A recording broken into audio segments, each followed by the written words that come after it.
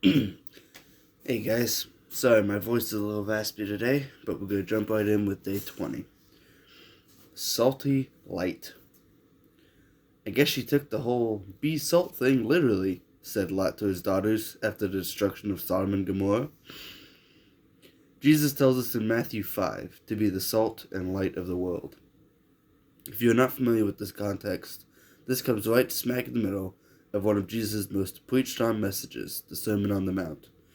This is the sermon that lays out the Beatitudes, or plainly, the blessed people message. You know, blessed are the poor in spirit, the meek, the peacemakers, the poor in heart, and so on. Right after this segment, Jesus says, "You are the salt of the earth. But if the salt loses its saltiness, how can it be made salty again? It is good for nothing except to be thrown out and trampled by men." Ouch.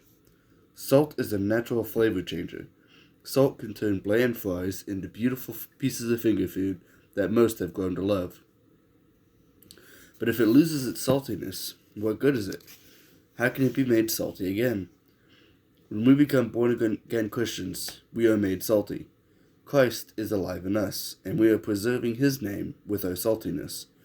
But over time, we get watered down and diluted to the point where we only kind of go through the motions and are not being effective in the kingdom. We are no better than a regular grain of sand. Thankfully for us, God's love and mercy and grace is new for us every day. And when we decide to switch from mundane to purpose, we are made salty again. We can go about life with new fervor and gusto. Have you lost your saltiness in your everyday life? Maybe it's time for some new flavoring. Jesus continues this passage with this: "You are the light of the world. A city set on a hill cannot be hidden. Neither do people light a lamp and put it under a bowl. Instead, they put it on a stand, and it gives light to everyone in the house. In the same way, let your light shine before men, that they may see your good deeds and praise your Father in heaven." Being light is a big responsibility. If you are on a dark trail, surrounded by trees, what helps you find your feet and get you where you need to be? A flashlight. And the brighter the flashlight, the clearer your path will be. We are to be the same in this world. It is a dark world that we live in, and the world needs a flashlight to find its way. We must surround ourselves in the true light, and through him, the world can see where they need to go.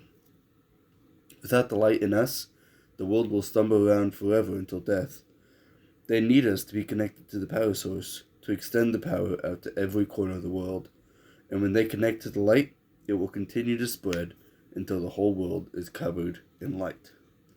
Stay salty, shine bright. I'll see you guys tomorrow.